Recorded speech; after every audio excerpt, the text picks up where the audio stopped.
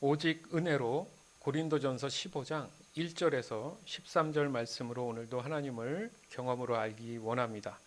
고린도전서 15장 10절, 로마서 3장 23절에서 24절. 그러나 지금의 나는 하나님의 은혜로 된 것이므로 내게 베푸신 그분의 은혜가 헛되지 않습니다. 나는 다른 사도들보다 더 열심히 일하였습니다. 그러나 그 일은 내가 한 것이 아니라 나와 함께 하시는 하나님의 은혜로 한 것이었습니다. 모든 사람이 죄를 지어 하나님의 영광에 이를 수 없게 되었습니다. 그런 사람이 그리스도 예수께서 주시는 속죄를 통해 하나님의 은혜로 의롭다는 판단을 받습니다. 그것은 하나님께서 거저 주시는 선물입니다. 아멘. 바울의 고백을 우리가 깊이 있게 이렇게 묵상하고 읽어보면 쉽게 깨달아질 수 있어요. 바울은 분명히 사도 바울은 예수님을 믿는 사람들을 핍박하고 죽이는 일에 앞장섰죠.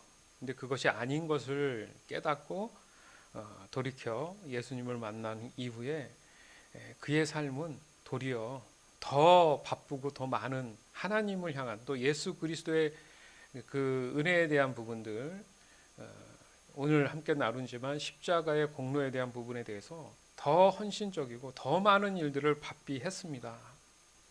그런데 여기에 보면 그랬기 때문에 나는 다른 사도들보다 더 열심히 일했습니다. 여기서 끝나면 사도 바울 자체가 일을 했구나, 열심히 땀 흘려 했구나, 이렇게 볼 수 있는데, 사도 바울이 명확하게 자기가 영적으로 깨닫는 게 뭐냐면, 그러나 그 열심히 한 그 일은 내가 한 것이 아니라 나와 함께 하시는 하나님의 은혜로 한 것입니다. 이게 핵심이에요. 이게 오늘 우리가 이것을 반드시 삶 속에 구분해야 되는 부분에 대해서 먼저 이 말씀으로 화두를 던지는 겁니다. 그래서 사람의 어떤 그 모든 시작, 처음과 끝까지, 그리고 영원히 그 어떤 것도 오직 하나님의 은혜로 가능한 삶을 살아가는구나. 이것이 전제가 돼야 돼요. 지금 우리가 움직이고 숨을 쉬고 뭔가를 하고 이것이 내가 하는 것 같은데, 하나님의 영적인 그런 부분에 의해서 이 세상 만물은 돌아가고 있는 거예요. 그렇잖아요. 우리가 서서 이렇게 눈을 깜빡거리면서 걸어다니고 생각하고 인지하고 하는 게 이게 보이진 않는단 말이죠. 육신은 있는데 이걸 어떻게 도대체 어떤 에너지로 우리가 움직일 수 있을까, 이런 생각 해보잖아요. 그죠? 그러니까 보이지 않는 어떤 영역이 있는데 그거로 인해서 에너지가 사용되면서 우리가 생각하고 인식하고 하잖아요. 그죠? 그걸 뭐 화학 반응이라고도 얘기하지만, 중요한 것은 뭔가 보이지 않는 힘과 능력이 우리를 움직이게 하고 있다는 것은 사실이잖아요. 그게 뭐냐 이거예요. 그게 뭐냐. 그게 말하자면 하나님의 은혜라는 말 표현 안에 다 포함되어 있다는 얘기입니다. 믿으셔야 돼요. 이게 지금 중요한 전제가 돼야지 우리가 오직 하나님의 은혜로라는 이 의미, 바울이 고백했던 자기가 열심히 땀 흘렸는데 그 열심의 땀이 내 노력과 수고가 아니라 이것은 오직 나와 함께 하신 하나님의 은혜로 가능한 것이다라고 표현하는 거 보면 좀 중요한 의미를 갖고 있다는 거죠. 그렇기 때문에 이 사실을 반드시 깨닫고 알 수만 있다면 그런 사람은 진정한 자신의 정체성을 찾을 수 있고, 그래서 가장 복된 삶을 누리게 된다고 분명히 성경은 말씀하세요. 그러나 이 세상의 모든 사람들이 어떤 결과를 가지고 왔다고요? 죄로 인해서 하나님의 뜻을 이루지 못하면서 살아간다는 거죠. 맞잖아요. 사람들이 하는 행동이나 이런 거 보면 하나님 말씀과 완전히 상반된 그런 삶을 많이 살잖아요. 하지 말라는 것만 그렇게 더 하지 않습니까? 그 근본적인 죄는 내가 스스로 선택해서 그 죄를 지어야지 해서 시작한 게 아니잖아요. 그렇죠? 이미 과거로부터 저주받은 사람이라면 모든 사람 그 누구도 그 원죄를 안고 태어난 것이지 않습니까? 그 사실이 지금 너무나 슬프고 허망한 결과로 우리가 어쩔 수 없이 받아들이고 살아가고 있지 않습니까? 그리고 사람 스스로 어떤 노력이나 희생이 있더라도 그 원죄의 문제는 결코 해결될 수 없다. 해결한 사람도 없어요, 지금. 그죠? 그건 당연한 거죠. 그래서 사람 스스로의 어떤 희생과 이 노력이 무의미하다. 즉, 이 죄의 문제는 오직 한 분이신 하나님 외에 해결할 수 있는 그 어떤 존재도 없다. 이것을 우리가 반드시 깨닫는 게 중요한 겁니다. 지금을 살아가는 우리의 일상을 다시 한번 생각해 보세요. 이게 다 현실적인 얘기니까 어쩔 수 없이 우리 얘기를 할 수밖에 없지 않습니까? 그래서 늘 말씀드리지만 늘 고난의 연속이잖아요, 사실. 예. 그렇지 않습니까? 그게 반복되잖아요. 그래서 사람들은 자신의 삶이 고달프다고 입에 달고 살아요, 그죠? 아휴, 고달프다, 힘들다. 잠깐의 어떤 기쁨이 있을 수 있지만 그거에 비하면 힘들고 고된 그 시간들이 더 많이 하루를 살면서 하려되고 있지 않습니까? 그렇기 때문에 여기서 가장 절실한 게 뭔가 한번 생각해 보세요. 은혜죠, 은혜. 여기서 은혜만 있다면, 내 삶에 은혜만 있다면, 그럼 그 은혜가 도대체 뭐길래? 은혜는 고질적인 문제에 있어서 자유할 수 있는 유일한 처방전과도 같은 거예요. 돌파구죠. 신종 바이러스들이 나타나면 어떻게 됩니까? 거기에 대한 치료제가 준비되어 있지 않기 때문에 많은 사람들이 죽어요. 그러나 시간이 흘러서 여러 가지 연구를 통해서 그나마 거기에 맞는 치료제가 나오기 시작하는 그런 즈음이 있지만 그 전에 이미 많은 사람들이 죽지 않습니까? 그러나 이 죄의 문제는 처방전이 따로 없어요. 오직 한 가지죠. 하나님의 은혜.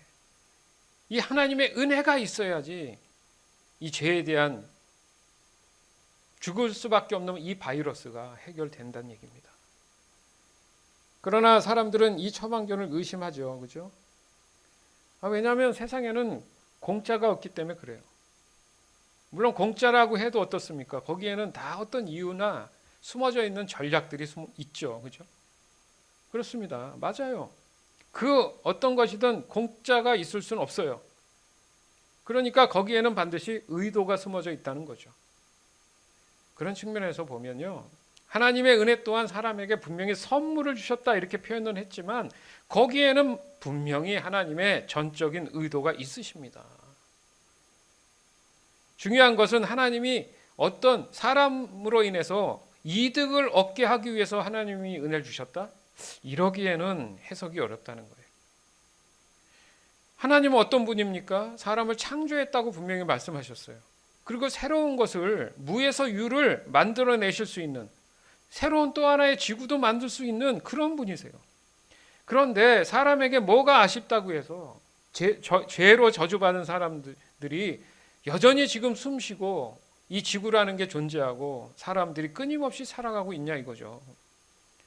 거기에 더 큰 은혜가 뭡니까? 사람으로 하여금 구원의 은혜를 어떤 조건 없이 선물로 주셨다? 이렇게 표현을 하니까 그럼 궁금해져야 되는 거예요. 도대체 그 은혜가 뭔가? 그걸 늘 묵상해야 된다는 얘기죠. 그러니까 신앙에 있어서 오직 하나님의 은혜로 가능하다라는 말이 매우 중요한 의미를 가지고 있구나. 그 사람들이 맨날 은혜 은혜 하는데 이 하나님의 은혜가 도대체 뭐냐? 그러니까 여기서도 중요한 것은 사람의 입장에서 아무것도 할 수 없는 것이구나. 이게 먼저 받아들여지는 게 회개입니다. 무슨 말이에요? 내가 죄인입니다. 이걸 고백하는 것과 똑같은 말이에요. 따라서 오늘 우리는 하나님의 은혜에 대한 좀 더 정확한 그런 의미를 깨달을 필요가 있다 이거죠. 여러분도 맨날 은혜 은혜 했는데 깊이 묵상하고 생각해 본 적이 있으세요? 우리가 놓치고 사는 게 많잖아요. 그 중에 정말 소중하고 중요한 걸 놓치는 경우가 많은데 오늘은 특별히 오직 은혜로, 오직 하나님의 은혜로라는 의미가 나에게 어떤 의미인가 반드시 고민을 해야죠. 그리고 깨달아야죠. 그리고 적용해야죠. 즉 그리스도인으로 살아간다는 것은 오직 하나님의 은혜에 의한 삶을 말하는데 우리가 본의 아니게 늘 고민하는 것처럼 하나님의 은혜를 알고 전적으로 그 은혜에 의한 삶을 왜 그런데 누리지 못하고 사는 걸까? 이거잖아요. 그죠? 은혜는 분명히 많이 들었고 안다고 하는데 그 은혜 가운데 사는 것은 왜 뭔가 누려야 되는 느낌이 있는데 누리지 못하는 걸까? 그거잖아요. 그 이유만 정말 확실히 알 수만 있다면, 그리고 그대로 적용할 수만 있다면 신앙생활 제대로 하는 거죠. 이 신앙생활 제대로 한다는 게 뭡니까? 살면서 늘 잠자기 전에 어떤 어려움이 있더라도 그래, 나에겐 든든한 소망이 있으니까 지금 이 순간 지나가겠지. 하나님의 분명히 은혜 가운데 내가 보호하심과 인도하심을 받기 때문에 지금은 내가 이겨낼 수 있어. 그게 신앙생활이잖아요. 그렇지 않습니까? 그런데 일반적으로 하나님의 은혜라고 하면 여러분들은 어떤 상상을 하고 어떻게 이해하고 있냐 이거죠. 항상 그거죠. 네. 생각해 보십시오. 사람은 죄로 인한 존재라고 한다면 하나님의 어떤 그런 은혜를 받을 만한 그런 자격이 없는 사람일 수 있는 거예요. 그런 사람에게 공짜로 나눠주는 선물이다 라고 하는 얘기를 많이 들었단 말이죠. 근데 이 정의가 틀린 것은 아닙니다. 그러나 사실 뭔가 설명이 지금 부족한 거예요. 왜요? 이 부족하다는 의미는 뭐냐면 내가 이거 은혜에 대해서 확실히 확 내가 느껴지고 체험되고 그죠? 뭔가 이게 보여지는 느낌 또 마음으로 느껴지는 이런 게 뭔가 있어야 되는데 뭔가 부족함이 있단 말이에요. 그렇지 않습니까? 사람은 누구나 감히 하나님의 은혜에 대해서 내가 은혜를 주셨군요. 그러면 제가 이걸 준비했는데 이걸 좀 드리면 안 될까요? 이런 게 없단 말이죠. 할 수도 없고 그런 능력도 없어요. 그럴 방법도 없어요. 그래서 좀 더 생각해 보면 막연히 하나님의 은혜는 사람에게 주시는 공짜 선물이다 이 의미로 끝나버리면 안 된다는 얘기죠. 아까도 말씀드렸지만 내 눈앞에 뭐가 좀 보이고 그렇잖아요. 좀 포장돼 있으면 이렇게 풀어가지고 내용물이 뭔지도 좀 알고 뭐 이래야 되는데 답답하지 않습니까? 눈앞에 안 보여요 뭐가. 그리고 내 삶에 뭔가 은혜라는 느낌이 이어지고 그런 게 없고 자꾸 중간에 끊기는 느낌이 있고 맞지 않습니까? 그래서 오늘 본문에 사도 바울이 말한 오직 이 은혜로라는 더 깊은 그런 의미를 우리가 깨달아야 된다는 거예요. 왜냐하면 분명히 사도 바울 또한 다메섹에서 예수님이 직접 만나 주셨고 그를 구원함으로 부르셨잖아요. 그리고 그가 해야 할 소명을 주시고 그 사명을 감당할 수 있는 은혜 또한 주셨단 말이에요. 그러나 그 삶은 어땠어요? 수많은 고난 속에서 하루하루를 보냈어요. 자, 예수님 만나기 전엔 자신이 너무 잘한다고 생각했어요. 그러면 스스로 생각할 때 이게 가장 행복한 삶이라고 했고 사람들도 인정했습니다. 그렇지 않겠어요? 그러면 고난 받을 일이 없었죠. 그러고 쭉 살았으면 뭐 입는 거 먹는 거 문제입니까? 명예까지 얻어서 살아가는 데는 육신의 삶에서 문제가 없었을 텐데 예수 믿고 구원받은 이후로 완전히 사람이 고난 속에 하루하루를 살아가야 됐어요. 누가 자신을 죽일지도 모르기 때문에 늘 힘들어하면서 살 수밖에 없었어요. 결국 어떻게 됐어요? 순교했잖아요. 근데 성경은 이 순교가 하나님의 영광을 위한 것이라고 분명히 얘기한단 말이에요. 이상하지 않습니까? 즉 사도 바울의 이 신앙적인 삶을 볼 때 하나님의 이 은혜가 단순히 선물이라는 그런 의미로 보기에는 거꾸로 도리어 예수 믿고 구원받았더니 세상의 고난을 선물로 받은 것 같지 않습니까? 이게 철저히 세상 관점에서 지금 보는 거죠.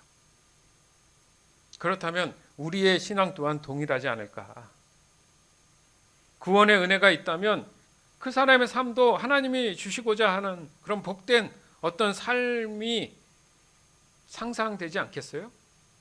이제 내가 복을 받아서 살 수 있겠구나. 한마디로 말하면 만사형통. 그러나 어디 그렇습니까? 수많은 삶의 순간들 그 모두가 죄로부터 자유롭지 못한 그런 일상이 자고 일어나면 또 일어나잖아요. 아, 이거 여전히 또 존재하네. 여러분 솔직히 그 갈등 속에 있잖아요. 그렇지 않으세요? 맞잖아요. 따라서 사도 바울이 말하고자 하는 바로 하나님의 오직 은혜로라라는 이 의미를 하나님의 관점에서 깨닫고 정확한 신앙 태도를 보여야 된다는 얘기를 하고 싶은 겁니다. 즉 사도 바울이 하나님의 소명을 감당한다는 것은 전적으로 하나님의 거룩함과 진실함으로 감당한다는 얘기거든요. 그러니까 자신의 뜻이 있는 게 아니라 하나님의 선한 기준 안에서 그 일 감당하다 보니까 세상 죄가 가만두지 않는 그런 모양새잖아요. 또한 다른 사람들보다 더 많은 수고가 있었던 그 자체가 도리어 사도 바울은 하나님의 은혜에 의한 것이다, 이렇게 표현했습니다.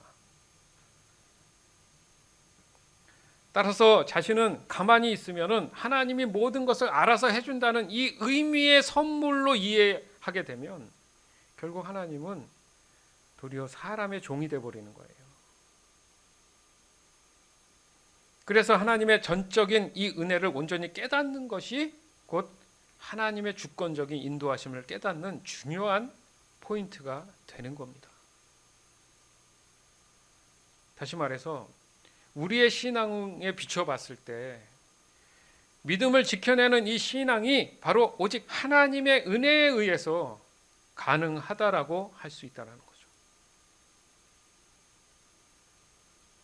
하나님의 은혜 하면 사람들이 살아가는 데 있어서 먼저 번뜩 생각드는 경우가 대부분 필요한 것을 채워주시는 거? 이렇게 생각해요.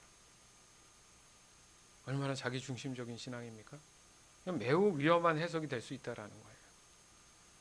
왜냐하면 이미 그 사람 마음 안에는 하나님의 얼굴을 뵙기를 원하는 것보다는 하나님의 손에 있는 그 능력들을 좀 나한테 좀 보여주시고 좀 이용해서 내가 살아가는 육신의 삶을 살아가는데 뭔가 좀 풍족하게 살 수 있지 않을까?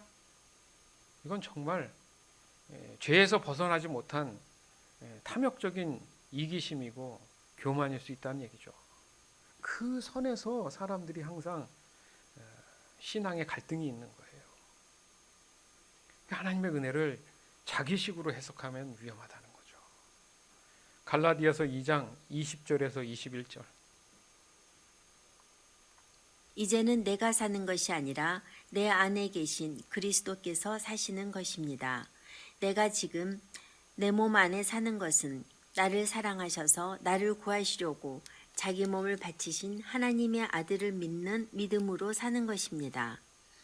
나는 하나님의 은혜를 헛되게 하지 않습니다. 율법으로 의롭다함을 얻을 수 있다면 그리스도께서도 죽지 않으셨을 것입니다. 아멘. 보세요. 예수님을 믿기 전과 후가 완전히 달라지는 게 뭐예요? 그러니까 사도 바울 얘기를 자꾸 하는 게 그 전에는 자기 마음의 중심이 자기 자신이었고 자기가 배웠고 믿었고 신뢰했던 것이 확신이었고 그게 진리라고 생각해서 살았는데 실제 뚜껑을 열어보니까 그것은 진리가 아니었단 말이죠. 그러니까 예수 믿고 구원받은 이후로 완전히 뭐가 바뀌었느냐? 이제는 내가 산 것이 아니라 내가 살고 있었는데 내가 죽어버리고 그 안에 그리스도 예수께서 들어오셨다. 그러니까 그리스도 예수에 의해서 사는 삶, 그게 바로 곧 은혜에 의해서 사는 삶이 됐다는 얘기죠. 그래서 표현하기를 내가 지금 내 몸 안에 사는 것은, 몸이라는 의미가 마음이란 뜻이죠. 나를 사랑하셔서 나를 구하시려고 자기 몸을 바치신 하나님의 아들을 믿는 믿음으로 산다. 이게 오직 은혜로 산다 같은 말인 거예요. 그래서 나는 하나님의 은혜를 헛되게 하지 않는다. 살다 보면 그럴 수 있잖아요. 또 내가 불쑥 나올 수 있다는 얘기죠. 불완전하고 아는 것도 없고 그러면서 또 똑똑한 척은 아는 척을 하는 경우가 얼마나 많은 줄 아세요? 즉 하나님의 은혜는 하나님께서 저와 여러분에게 명령하신 바, 뭐예요 명령이? 맺은 언약이잖아요. 언약. 사람의 구원에 대한 궁극적인 언약. 그 언약을 성취하기 위한 명령들이에요. 다른 걸 명령하신 게 아니라 그것을 유지하고 지키기 위해서 어떤 조항들을 해야 한다는 거죠. 그 명령한 바를 그러면 사람들에게 알려줬으면 오늘부터 제가 1조 1항 열심히 해보겠습니다. 이 의미가 아니라 하나님의 은혜는 반드시 그 믿음으로 실천해 나가기 위한 힘 또한 주신다는 거예요. 그걸 의지하는 거예요. 나는 할 수 없는데 하나님의 은혜로 말미에서 성령께서 주시는 그 지혜와 힘을 통해서, 도우심을 통해서 가능하다. 이것을 표현한 게 이 하나님의 은혜에 대한 결과로 내 안에 하나님의 임재가 있다. 임재라는 의미가 내 안에 안 계셨고 없었는데 내 안에 지금 들어오신 거잖아요. 그게 곧 뭐예요? 성령의 내주하심, 하나님의 영이 내주하셨다. 이것을 저와 여러분은 이제 그 내용을 구체적으로 그 개념을 머릿속에 알고 그것이 거저주시는 선물이다. 이렇게 표현이 돼야 되는 거예요. 구체적으로. 그 선물이 누구예요? 결국 내 안에 계신 성령 하나님이시죠. 아멘. 그러니까 진정한 선물의 내용물이 그건 거예요. 다른 복잡한 게 아니라 내 안에 성령을 선물로 주신 거예요. 근데 선물이라고 뚜껑 열어보니까 살면서 필요한 여러 가지의 것들이 들어있나? 이렇게 본다는 거죠. 그것은 은혜를 잘못 아는 겁니다. 따라서 저와 여러분의 이 신실한 신앙생활을 위해서는 뭐가 절실하고 필요합니까? 오직 하나님의 은혜가. 다른 말로 하면 내 안에 성령이 임재하셔야 된다. 너무 당연한 얘기입니다. 왜냐하면 하나님의 영이신 성령님이 임재하지 않고서는 어떻게 하나님의 은혜가 활성화되겠어요? 말이 안 되는 소리죠. 그래서 지난주에도 늘 지금 나누고 계속 반복해서 했던 얘기가 성령님의 내주하심에 대해서 강조했잖아요. 지난주 설교를 좀 여러 번 들어보시면 또 깨닫게 되겠죠. 따라서 저와 여러분이 하나님 안에서 성취된 모든 것들에 대한 그 내용들이라고 한다는 것이 결국 세상의 기준으로 해서 말하는 잘됨, 그런 의미하고는 전혀 다른 모습이기 때문에 사도 바울이 그렇게 고난을 받는 그 모든 것 또한 하나님의 은혜로 인한 것이다 표현할 수 있었던 거죠. 그러니까 사도 바울은 정확하게 오직 은혜로라는 말씀이 뭔지를 확실하게 머릿속에 정립하고 있는 거죠. 즉 하나님의 은혜에 의한 그런 것들은 모두 하나님이 저와 여러분을 통해 이루시고자 하는 하나님의 뜻이 100%라는 거예요. 내 뜻이 아니라 하나님 뜻. 그게 담겨져 있는 겁니다. 그 내용물이. 그렇기 때문에 내가 무언가를 노력한 것은 맞지만 근본적으로 본다면 그 노력 자체에 이겨낼 수 있는 뭔가의 에너지, 원동력은 오직 하나님의 은혜로 가능한 것이었다. 아멘. 내가 버티고 이길 힘이 없습니다. 그럼 하나님은 말씀하세요. 맞아. 너는 버티고 이길 힘이 없어. 내가 너 안에 있으면 내가 너를 버티고 이기게 해줄 수 있어. 그겁니다. 아멘. 그게 하나님의 은혜라는. 그래서 하나님의 은혜를 구합니다. 이렇게 표현을 하는 거예요. 정확히 표현합니다. 다시 말씀드립니다. 오직 하나님의 은혜에 의해서 모든 것이 가능하다라는 이 의미는 곧 하나님의 언약 성취를 위한 하나님의 명령들이 있는데 그 명령들을 저와 여러분으로 하여금 실천해 나갈 수 있도록 도우시기 위한 하나님의 임재를 의미한다. 즉 성령께서 내 안에 내주하심을 의미한다. 그럼에도 불구하고 이렇게까지 얘기하는데도 많은 사람들은 여전히 혼돈스러워합니다. 왜 그럴까? 다시 한번 정리해 보면 하나님의 은혜와 행위에 대해서 헷갈려하고 혼돈스러워한다는 거죠. 또한 하나님의 은혜와 우리가 일상에서 벌어지는 그 일들에 대한 관계성에서 헷갈려 하는 거예요. 그러니까 단순한 측면에서 하나님 은혜만 자꾸 생각하면 그냥 나의 부족함을 채워준다고 자꾸 그렇게만 생각을 하는 경우가 많다는 거예요. 그러니까 하나님을 이해를 못하니까 신앙이 성숙해 가질 못해요. 그러니까 자기 중심적인 걸 지금 당장 내보내야 된다는 거예요. 그걸 이제 표현하기를 내려놓는다. 그 표현이죠. 그러면 나는 내가 아닙니까? 근데 사도 바울은 분명히 있잖아요. 내가 나 된 것은, 진짜 내 정체성을 내가 누군지 알게 된 것은 이 얘기잖아요.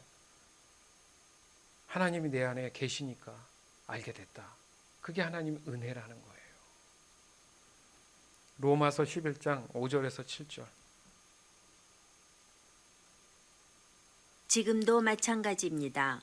지금도 하나님의 은혜로 택함을 받은 남은 자들이 있습니다. 은혜로 하신 것이라면 그것은 행위에 의한 것이 아닙니다. 행위에 의한 것이라면 은혜는 더 이상 은혜가 되지 못할 것입니다. 그러면 무엇입니까? 이스라엘이 간절히 바라던 것을 이스라엘은 얻지 못하고 택함을 받은 자들이 얻었습니다. 반면 나머지 사람들은 마음이 완악해졌습니다. 반면 나머지 사람들은 마음이 완악해졌습니다.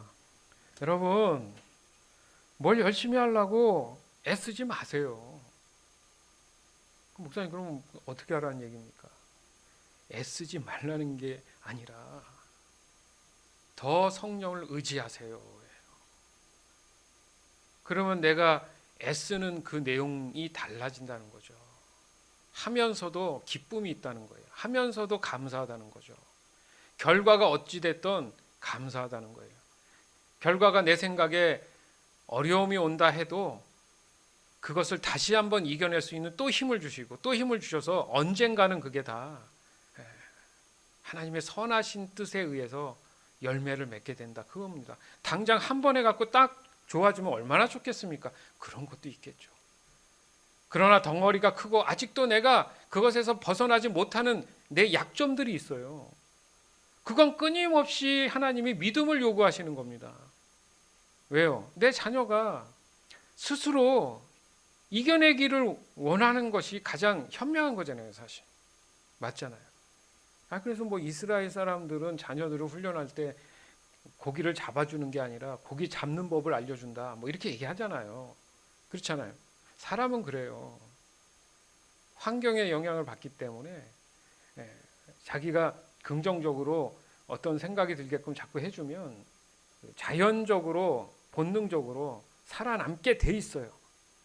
진심입니다. 근데 그거를 내가 뭔가를 다 해줘야 된다는 책임감에 자녀에게도 그렇고 대신 막 해주려고 하면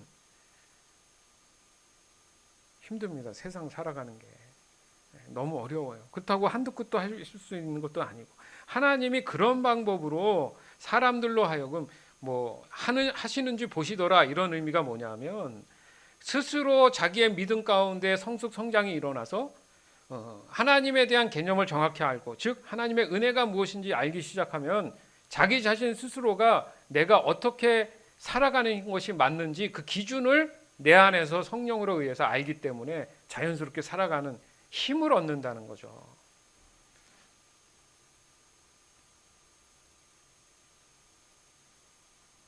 그러니까 이 말씀에도 알 수 있듯이 우리가 은혜의 반대말이 뭔지를 생각해 보세요. 행위란 말이에요. 행위. 즉 사람이 어떤 행위가 있어야지 그에 대한 상급이 주어진다. 이 논리지 않습니까? 자, 그러면 잘 생각해 보세요.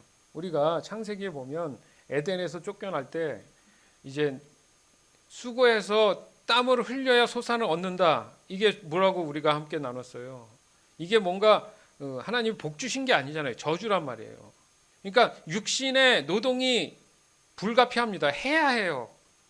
그래야 먹고 사는데 문제가 없는데 요즘 사람들 보면 먹고 살기 힘들다 이 얘기가 뭡니까? 그게 고통이잖아요. 그러니까 그게 행복한 일입니까? 노동이 뭘 신선해. 저는 그게 좀 약간 조심스러워요. 노동이 신선한 게 아니라 그래도 하나님 은혜가 있기 때문에 그나마 먹고 살게 해주신 거지. 근데 노동을 좋아하는 사람이 있습니까? 그걸 피해가고 싶죠. 근데 살아가는 데 있어서 하나님의 은혜를 구하는 입장이 그거잖아요. 좀 더 좀 수월하게 갈 수 있지 않을까? 이 얄팍한 생각. 그런데 하나님은 그렇게 방법을 주시지 않고 육신의 삶에 저주된 삶 안에서도 하나님의 은혜를 부어주셔서 하나님의 에너지로 주어진 그 어려움을 이겨내게 해주시는 게 포인트라는 거죠. 아멘? 이게 중요한 거예요. 그러니까 이것 따로 저것 따로 하면 안 된다는 거예요. 힘들고 어려운 상황이 반복된다.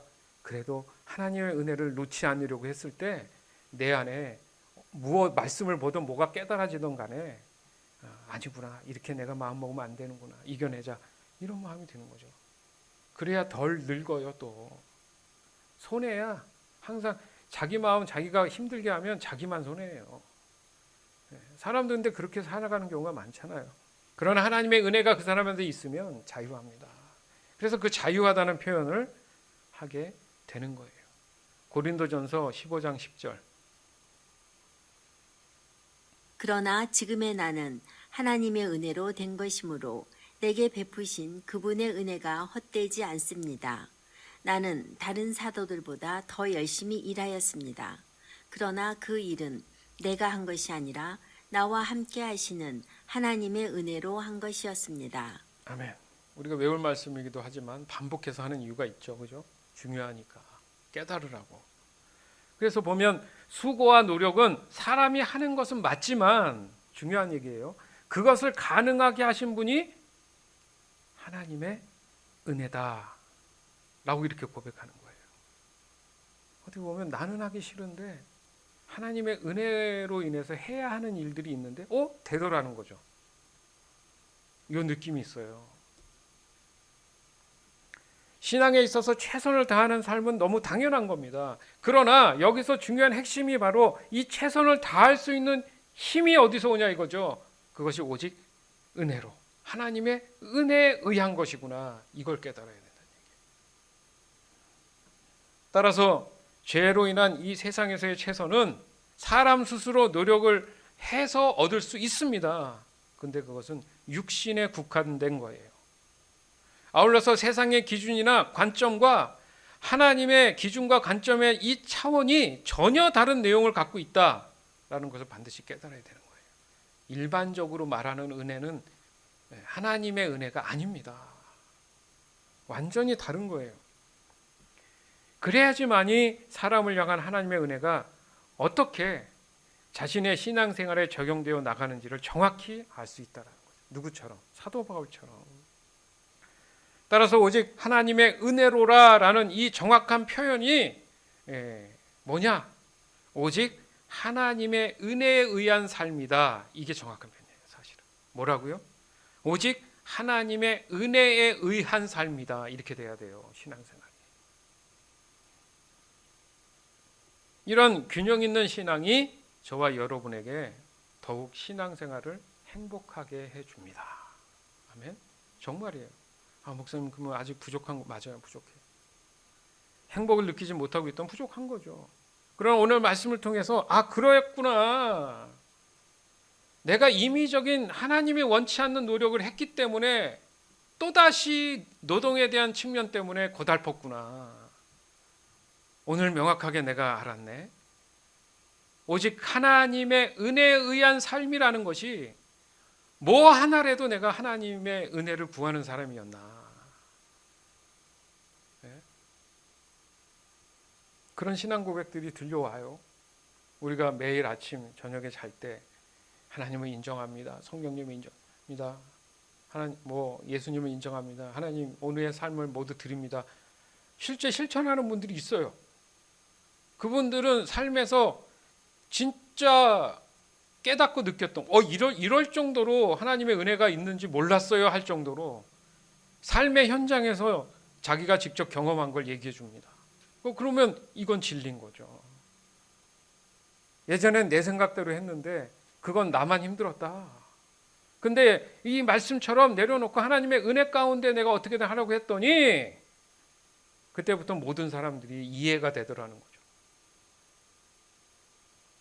그 사람이 나는 잘 몰라도 그냥 내가 이해하면 되잖아요. 내가 속 편하고 자유하니까. 맞잖아요. 그 사람이 찾아와서 뭐 그랬다 저랬다 뭐 미안하다 뭐 말 안 하는 이상은 어떻게 와서 알아서 하겠습니까? 중요한 건 내 자신이 내 마음 안에 있는 어려움이 자유해지기 시작하니까 사람의 어떤 보는 관점도 달라지고 뭘 대하는 것도 다 달라지더라는 거죠. 그 돌아보니까 내가 하나님의 은혜를 구하는 사람이었구나. 내 안에 성령께서 계심을 내가 확인하는 일이었구나. 이렇게 되는 거죠. 즉 하나님의 은혜에 의한 삶이라는 이 말을 우리가 지속적으로 사용하는 게 중요합니다. 그래, 오늘도 내가 하나님의 은혜에 의한 삶을 살아야지. 또 저녁에도 그래, 오늘 내가 하나님의 은혜에 의한 삶을 살려고 노력했구나. 좀 부족하지만 내일 좀 더 해봐야겠다. 이 해봐야겠다라는 말을 좀 더 이해 쉽게 또 한다면 해봐야겠다는 것 자체도 하나님을 의지한다. 성령을 의지한다. 그게 하나님의 은혜를 구하는 삶인 거예요. 그래서 하나님의 그 은혜 가운데에 우리가 있을 때 하나님과의 친밀한 그런 교제 가운데에 살아가는 것이 반복되면서 차츰차츰 이제 마음에 영적인 여유가 생기는 거예요. 그 시작도 안 한 사람들은 당연히 똑같겠죠. 근데 그 과정도 힘들어요. 그렇지만 정금같이 나온다. 이 말씀이 있지 않습니까? 베드로전서 5장 8절에서 11절. 마음을 강하게 하고 늘 주의하십시오.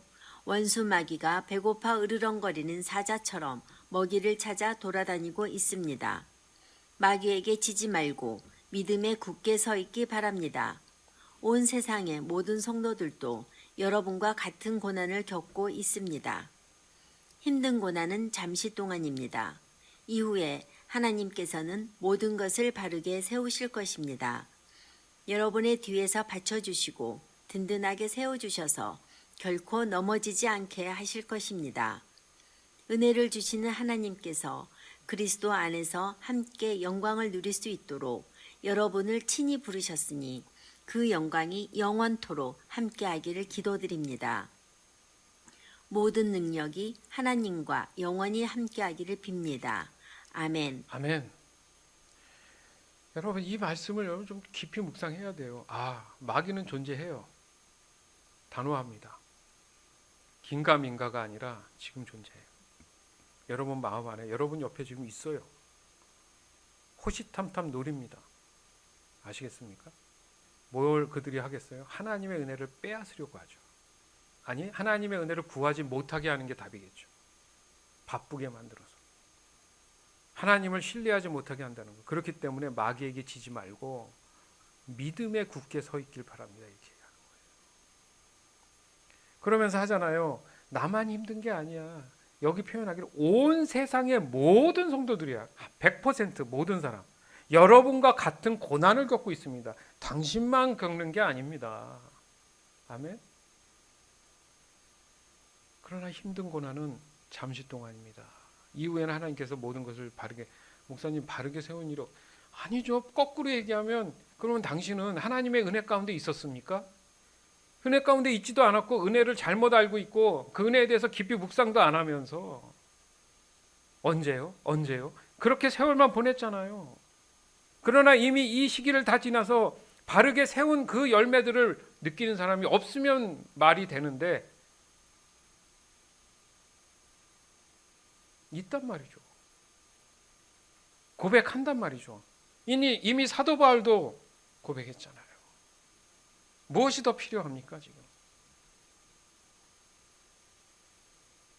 따라서 그 사람에게 오직 하나님의 은혜로 인한 삶을 누리기 위해서는 그 사람의 죄가 반드시 해결돼야 되는구나. 죄의 문제 때문에 자꾸 이게 갈등하는 거예요. 죄가 뭡니까? 이기심, 내중심, 교만, 오만 뭐 이런 거 있잖아요. 완전히 하나님 말씀과 상반된 그런 내용들. 결국 십자가의 공로를 믿음으로 받아들여야 된다. 이 얘기까지 가는데 이게 다른 말이 아니었다는 거죠. 이것이 하나님의 은혜로 인한 삶에 대한 개념을 정확하게 깨닫고 느끼게 하시기 위해서 만들어 놓으신 장치예요. 십자가의 공로가. 요한복음 1장 14절 16절. 말씀이 사람이 되셔서 우리 가운데서 사셨습니다. 우리는 그분의 영광을 보았습니다. 그 영광은 오직 아버지의 독생자만이 가질 수 있는 영광이었습니다. 그 말씀은 은혜와 진리로 충만해 있었습니다. 그분의 충만하신 것에서 우리 모두는 넘치는 은혜를 받았습니다. 아멘. 말씀이 사람이 됐다. 말씀이 곧 하나님이시잖아요. 하나님이 사람이 됐다. 자, 말씀이라는 말 잘 알죠? 우리가 지금 얘기하면서 이 말의 권세가 있는데 세상을 하나님이 말로 지으셨잖아요. 그러니까 하나님이 은혜로 인해서 말씀하신 내용들은 실제 일어나는 일이란 얘기죠. 믿으셔야 되죠. 그죠? 그렇기 때문에 그 말씀은 은혜와 진리로 뭐가 충만하다. 차고 넘치는 거예요. 그러면 당장 그 안에 들어가야죠. 어디 안에? 말씀 안에. 그 말씀이 은혜와 진리가 충만하니까. 여러분은 말씀 안에 들어가 있습니까? 이제 부활주를 맞이해서 요한복음을 우리가 통독합니다. 뭐합니다. 필사합니다. 이게 다 뭐예요? 말씀하잖아요. 말씀 안에 들어가려고 하잖아요. 다른 거 하려고 해요? 말씀 안에 들어가야지 하나님의 은혜에 대한 충만함을 느끼니까. 그게 하나님 안에 들어가는 거잖아요.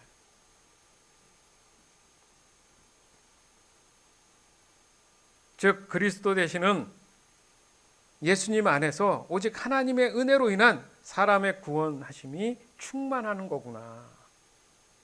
성령 충만, 그 의미가 뭐예요?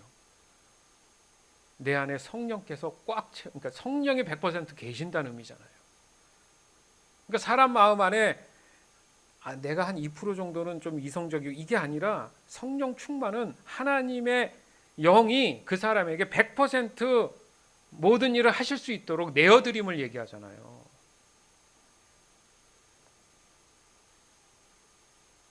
이보다 더 큰 애가 어디 있습니까? 사람이 사람답게 살게 해주신다는데 이걸 마다한다니까요. 뭐 때문에? 죄성 때문에. 이게 바로 십자가의 공로, 이게 바로 복음이라는 거죠. 그렇습니다. 맞습니다. 저와 여러분이 임의로 원하던 어떤 때에 따라서 제가 바빠요 지금, 나중에 믿을게요, 뭐 나중에 은혜 받을게요, 이게 문제가 아니라 오직 하나님의 은혜로 인한 이 구원의 복음인 이 십자가의 공로에 대한 진리를 우리가 그 은혜를 따라서 살아갈 수 있는 그 은혜의 때를 인식하는 거, 이게 지금 오늘의 핵심인 거예요. 사실은 고린도전서 15장 1절에서 4절. 성도 여러분, 내가 여러분에게 전파한 복음에 대해 여러분에게 알려드리려고 합니다. 여러분이 받아 그 안에 굳게 선 복음 말입니다. 내가 여러분에게 전파한 말씀을 굳게 붙들고 헛되이 믿지 않으면 여러분은 이 복음으로 구원을 얻습니다. 내가 받은 가장 중요한 것을 여러분에게 전해 주었습니다. 그리스도께서 성경에 기록된 대로 우리 죄를 위해 죽으신 것과 장사 지낸 바 되었다가 성경에 기록된 대로 3일 만에 다시 살아나셨다는 것과. 아멘. 좀 지난 이제 다음 주에 부활에 대한 의미인데 보세요. 이게 복음인데 핵심이 뭐예요? 여러분이 받아 그 안에 굳게 선 복음 말입니다. 여러분 안에 굳게 서 있습니까? 복음이? 그 얘기가 바꿔서 얘기하면 오직 은혜로 여러분 안에 채워져 있습니까? 뭐가요? 하나님의 은혜. 하나님의 영이 여러분 안에 굳게 서 있습니까? 그게 말씀이잖아요. 그죠? 그래서 여기에 전파한 말씀을 굳게 붙들고 듣기는 다 들었고 은혜도 아는데 헛되이 믿지 말고, 여러분은 이 복음으로 인해서 구원을 받는 거기 때문에 정말 소중히 여기라는 거죠. 그거 외에는 답이 없다는 거죠. 그래서 사도 바울이 또 내가 받은 가장 중요한 것을, 가장 중요한 얘기를 하는 거예요. 그 얘기 뭐예요? 예수님의 부활하심이잖아요. 나의 죄를 위해서 죽으시고 부활하신 거. 즉 복음은 오직 하나님의 은혜로 인해서 저와 여러분에게 선물로 주신 것이다. 우리가 서두에 처음 설교 시작할 때 선물 개념하고 지금 우리가 똑같은 걸 읽어도 이 선물 개념이 여러분 잘 들으신 분들, 은혜로 들으신 분들은 이 폭이 깊어졌다는 걸 알 수 있어요. 아, 이게 단순한 선물이 아니었구나. 거기에는 반드시 오직 하나님의 은혜로 인한 믿음의 삶이 주어진다는 거기 때문에. 아멘. 그러니까 지금 조금 불안정하고 잘 안 되는 이유가 어디 있다고요? 하나님의 은혜라는 이 의미, 그리고 선물이라는 의미를 정확하게 내가 정립하고 있지 않았기 때문에. 오늘 이 말씀을 통해서 분명히 정확하게 정립하면 은혜로운 삶이 무엇인지 깨달아서 결국은 하나님의 은혜로 인한 그 믿음의 삶을 살아갈 수 있다는 겁니다. 너무 중요한 말씀이에요. 이 믿음의 삶이 곧 저와 여러분에게 있어서 예전엔 몰랐는데 영적인 싸움을 해야 하는 거구나라는 명분이 생기게 됩니다. 근데 영적인 싸움 자체가 일어나지 않는 사람은 지금 거룩함에 대한 부분이 아직 안 돼 있는 거잖아요. 그죠? 따라서 반드시 영적으로 자기 자신의 마음 안에서 절대 사단 마귀와 타협해서는 안 됩니다. 은혜를 받으면 그들이 도망가는 게 아니라 또 옆에 붙어가지고 그 은혜를 떨어뜨리는 경우가 많아요. 모든 사람이 다 그래요. 은혜 받을 어떤 일이 있으면 뭔 일이 생겨 앞뒤로. 아까도 얘기했잖아요. 온 세상의 성도들이 다 겪는 고난입니다. 그러니까 서로 조심해줘야 돼. 서로 배려하지 않으면 이 사단 마귀한테 또 그 은혜를 빼앗겨 버리는 거예요. 약간 불편하고 뭔가 해도 그 은혜를 뺏기지 않으려는 노력을 서로 해줘야 되는 거죠. 그럼 다 허사가 되고 허당이 됩니다. 또 다시 쌓는 또 일을 해야 돼요. 헛쓰고 이 헛되이 믿는 게 그런 결과를 가져오는 거죠. 온전한 이 복음은 성결한 것이고 거룩함으로 구별된 거기 때문에 그래요. 맞잖아요. 거기에 죄가 끼면 어때요? 혼탁해지고 더러워지죠. 그게 은혜가 떨어지는 거예요. 맑고 깨끗함을 유지하기 위해서는 보호하고 지켜줘야 되잖아요. 너무 중요한 일입니다. 그건 혼자서 할 일이 아니라 함께 하는 사람들이 있는데 그 사람들이 서로 배려해서 지켜줘야 되는 거예요. 그렇지 않으면 그날 예배는 실패입니다. 그날 주일은 실패한 거예요. 주워 담지도 못해요. 얼마나 가슴 아프고 허망하고 안타까운 일입니까? 따라서 죄로 인해서 변질돼 버린 그런 상태라면 온전한 하나님의 은혜로 인한 삶을 보장받지 못합니다. 악순환이 또 일어나는 거예요. 그게 사는 게 아니죠, 그러면. 그렇죠? 주 안에서 사랑하는 여러분, 저와 여러분의 모든 신앙생활은 전적으로 하나님의 은혜로 인해 가능한 것입니다. 믿으시기 바라요. 따라서 하나님의 은혜는 값없이 주시는 선물이다라는 것에 대해서 좀 더 깊이 깨달음이 있어야 된다. 이것 또한 오늘 함께 나눴습니다. 즉 하나님의 은혜는 저와 여러분의 신실한 믿음의 삶을 살 수 있도록 도우시는, 살아서 역사하시는 하나님의 임재하심을 말한다. 곧 성령이 내 안에 내주하심을 말한다. 결론적으로 저와 여러분은 오직 십자가의 공로만을 믿음으로 말미해서 그 믿음에 의한 그 의지와 함께 매 순간 하나님의 은혜 가운데 머물 수 있는 것이다.